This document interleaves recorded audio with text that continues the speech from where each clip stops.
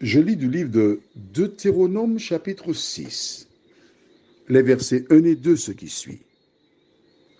Voici les commandements, les lois et les ordonnances que l'Éternel, votre Dieu, a commandé de vous enseigner, afin que vous les mettiez en pratique dans le pays dont vous allez prendre possession, afin que tu craignes l'Éternel, ton Dieu, en observant tous les jours de ta vie, toi, ton fils et le fils de ton fils, toutes ces lois et tous ces commandements que je te prescris, et afin que tes jours soient prolongés.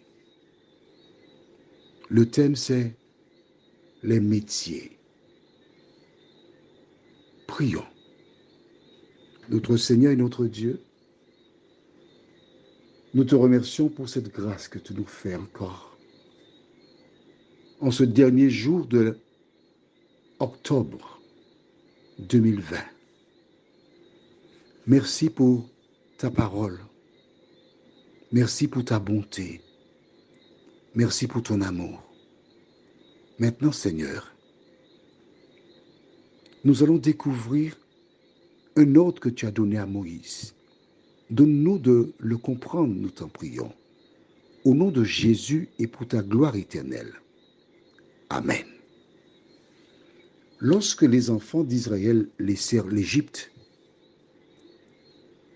ils avaient beaucoup de lacunes parce qu'ils avaient emmené avec eux des pratiques des Égyptiens qui étaient contraires à la parole de Dieu.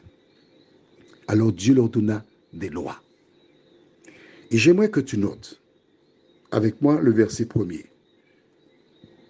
Voici les commandements, les lois et les ordonnances que l'Éternel, votre Dieu, a commandé de vous enseigner afin que vous les mettiez en pratique dans le pays dont vous allez prendre possession. En clair, les Égyptiens avaient plus d'une centaine de dieux, des pratiques qui sont contraires à celles de l'Éternel.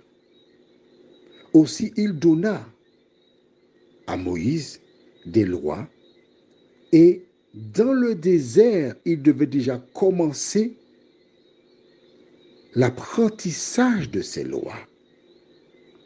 De telle sorte que lorsqu'ils arriveraient sur la terre promise, que ce soit une chose facile. Donc, le désert était une piste, on va dire ça ainsi, d'entraînement. Car la terre que Dieu a réservée, il était hors de question qu'on vienne y mettre des statues. Hors de question qu'on puisse emmener les choses des Égyptiens sur la terre de l'Éternel. Pourquoi? Parce que l'Éternel est saint. Et il demande au peuple d'être aussi saint.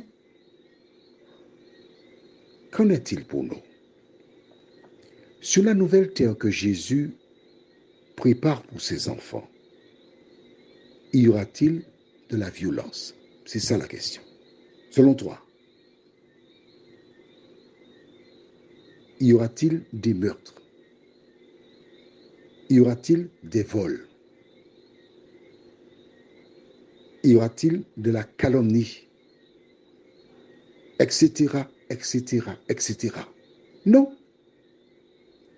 La seule chose que nous emporterons, c'est notre caractère. Et c'est dès à présent que nous devons commencer à vivre selon la loi de Dieu. Car sur la nouvelle terre, nous n'aurons pas de fenêtres et de portes. On pourra dormir sans crainte.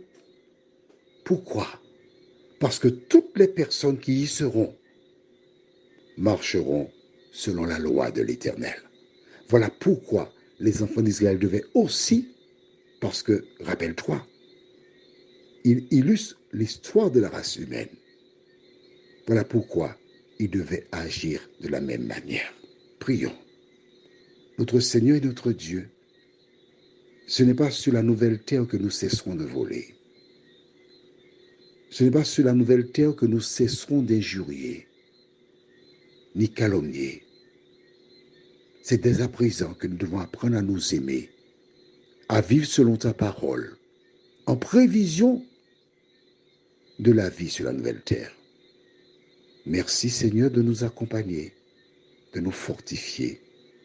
Merci de nous aider à comprendre que c'est dès à présent que nous devons être transformés, rendus à l'image de Jésus, nous t'en prions, en son nom et pour ta gloire éternelle.